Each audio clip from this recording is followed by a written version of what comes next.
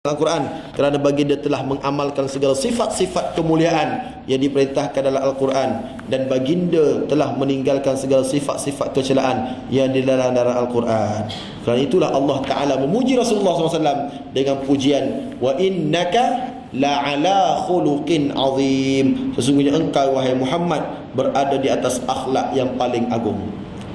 Baik, Rasulullah SAW punya baiknya baginda. Rasulullah pernah sebut dalam hadis Anas bin Malik riwayat Imam Ahmad, ana lakum mithlul walid kawaladih, aku dengan kamu wahai umatku macam seorang bapa dengan anaknya. Kita ni dengan Rasulullah ni macam anak dia, dia sayang. Rasulullah sebut ni, bukan saya sebut, Rasulullah sebut dalam hadis Musnad Imam Ahmad. Maka ulama sebut, nahnu, kita semua ni auladu Adam, semuanya anak Nabi Adam belaka, fitin, dari aspek dijadikan daripada tanah. Semua kita ni anak Nabi Adam semua. Sebab apa? Sebab kita ni semua dijadikan daripada tanah. Tak ada seorang pun daripada buluh perindu, tak ada. Semua daripada tanah belaka. Okey, anak Adam semua sebab apa? Sebab daripada tanah. Wa nahnu auladu Muhammadin sallallahu alaihi wasallam, dan kita semua ni adalah anak Nabi Muhammad sallallahu alaihi wasallam belaka fiddin, sebab kita semua menganut agama Islam. Fitin, dari segi tanah kita anak Nabi Adam alaihissalam, dari segi agama kita anak Nabi Muhammad sallallahu alaihi wasallam.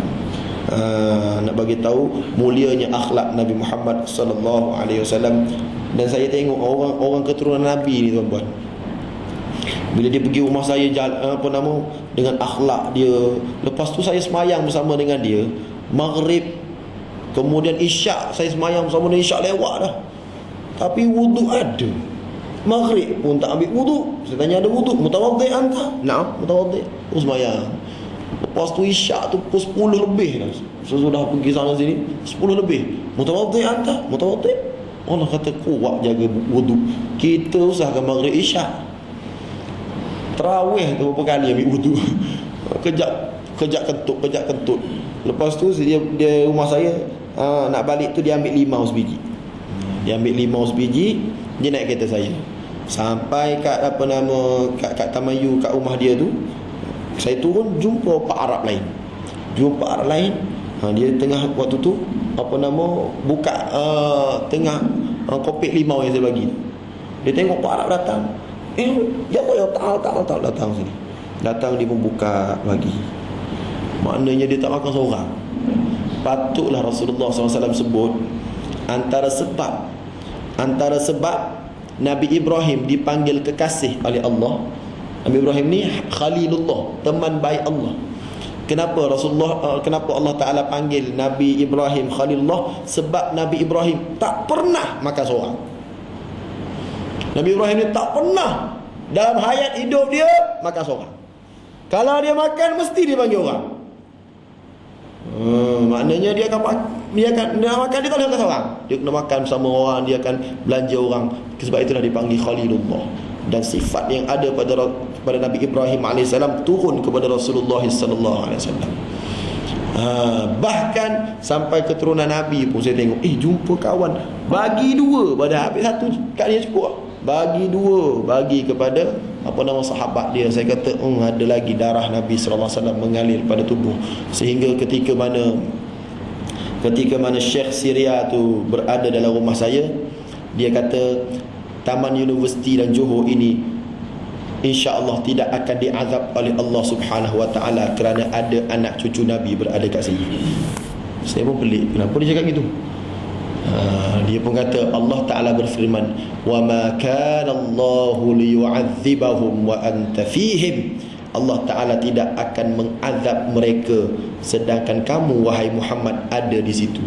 Bila Nabi Muhammad ada kat situ, Allah tak turunkan bala. Jadi sekarang kat Tamayu Nabi Muhammad tak ada, tapi darah Nabi Muhammad ada dalam orang. Duduk kat mana? Duduk kat Tamayu, awak je tak kenal. Nasib baiklah kenal lah gitu. Jadi saya dia sudah menjadikan hafiz berpuluh-puluh orang lah anak-anak murid dia yang hafal Quran. Jadi saya nak sebut bahawasanya doalah banyak-banyak supaya kita dapat berjumpa dengan orang-orang yang soleh-soleh macam ni. Baik, Oleh kerana yang demikian, maka Allah Ta'ala menyuruh kita untuk mengikut akhlak Rasulullah SAW dan menjadikan baginda sebagai ikutan atau teladan. Sebab itulah Rasulullah SAW ni manusia. Kalau Rasulullah SAW diutus sebagai malaikat, susah kita nak ikut akhlak. Sebab malaikat ni tak makan. Bila tak makan, tak belajarlah cara makan. Malaikat tak kahwin, tak belajarlah cara kahwin. Bila mana Rasulullah SAW kahwin, kita pun dapat belajar macam mana Rasulullah SAW dengan Aisyah radhiyallahu ta'ala anha. Ketika Rasulullah SAW rasa letih, Aisyah datang, Rasulullah letak kepala atas riba Aisyah. Kita pun boleh belajar, buatlah. Buat letak kepala atas riba Aisyah. Kemudian peluh Rasulullah jatuh. Bila peluh Rasulullah jatuh, Aisyah puji peluh Rasulullah SAW. Puji, buat syair memuji peluh Rasulullah SAW. Inilah hebatnya yang hidup berkeluarga antara Aisyah radhiyallahu ta'ala anha dengan Nabi Muhammad SAW. Nasib baik Nabi Muhammad tu manusia. Kalau malaikat, tak boleh belajar apa gitu. Nak belajar apa dengan malaikat? Sebab dia tak buang air. Kita nasib baiklah buang air. Rasulullah ajar buang air masuk kaki kiri, keluar kaki kanan dan sebagainya. Laqad kana lakum fi Rasulillahi uswatun hasanah. Adalah bagi kamu pada diri Rasulullah SAW itu ada satu ikutan yang baik. Sebab itulah sunnah Nabi ni semuanya baik belaka. Cuma ada yang sunat diikut, ada yang wajib diikut, ada yang haram diikut. Ada sunnah yang haram diikut. Apa dia? Kahwin lebih daripada 4. Itu haram diikut. Itu sunnah Nabi, tapi haram diikut sebab lebih daripada 4 kahwin. Sebab Nabi kahwin sampai 11 orang. Jadi kita setakat 4 aja boleh. Ada yang wajib diikut, sebagaimana semayang wajib diikut. Ada yang sunnah diikut, contoh bersugi dan sebagainya. Jadi sunnah Nabi ini kita ikut sebagai akhlak Rasulullah sallallahu alaihi wasallam. Dan Rasulullah bersabda, "Innama bu'ithtu liutammima makarimal akhlak." Sesungguhnya aku diutus untuk menyempurnakan akhlak-akhlak yang mulia. Jadi hadis yang ada dalam kitab ni sebanyak 40 hadis ni, semua hadis tentang akhlak belaka. Hadis-hadis tentang akhlak yang mulia. Moga-moga bila kita baca hadis ni, kita boleh menjadi seorang yang berakhlak mulia. Sehingga ada dalam satu hadis Nabi SAW yang saya baca, dia sebut, laqad ra'aitu rajulan yataqallabu fil jannah fi syajaratin qata'aha min dhahri at-tariq kanat tu'dhil mu'minin. Hadis riwayat Muslim. Abu Hurairah radhiyallahu ta'ala anhu melaporkan bahawasanya Rasulullah sabda, aku telah melihat ada seorang lelaki sedang menikmati nikmat syurga. Kerana apa masuk syurga ni? Kerana dia pernah potong satu pokok yang menghalang orang di tengah jalan, yang mana sebab ada pokok tu lah menyebabkan orang Islam susah nak lalu. Jadi masuk syurga sebab tu. Jadi kalau kita jalan, contoh ada pokok kena kilat, kena petir, kita pun tarik dan potong bawa tepi, ada kebarangkalian besar untuk kita masuk syurga. Sebab Rasulullah pernah bagi tahu, aku pernah tengok orang yang masuk syurga sebab dia potong pokok yang menghalang jalan orang yang beriman. Punya besarnya buat benda baik. Hadis lain lagi dia kata, man ada maridan, barang siapa yang suka ziarah orang sakit, au zara akhallahu, ataupun menziarahi saudaranya kerana Allah, nadahu munadin, malaikat akan menyeru, bi antibta, bahawasanya kamu ni orang baik. Malaikat kata tu orang baik tu. Bila kita bawa kereta pergi mana? Pergi tengok orang sakit, malaikat kata tu orang baik tu.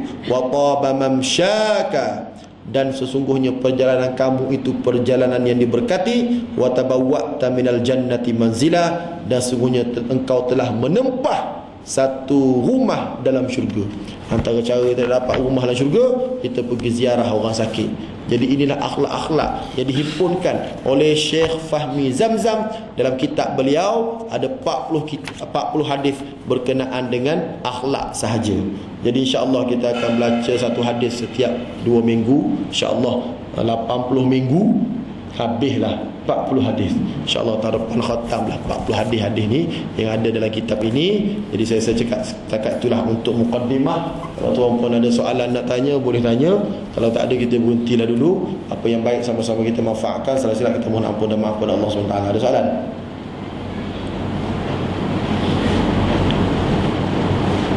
Aku nak tanya.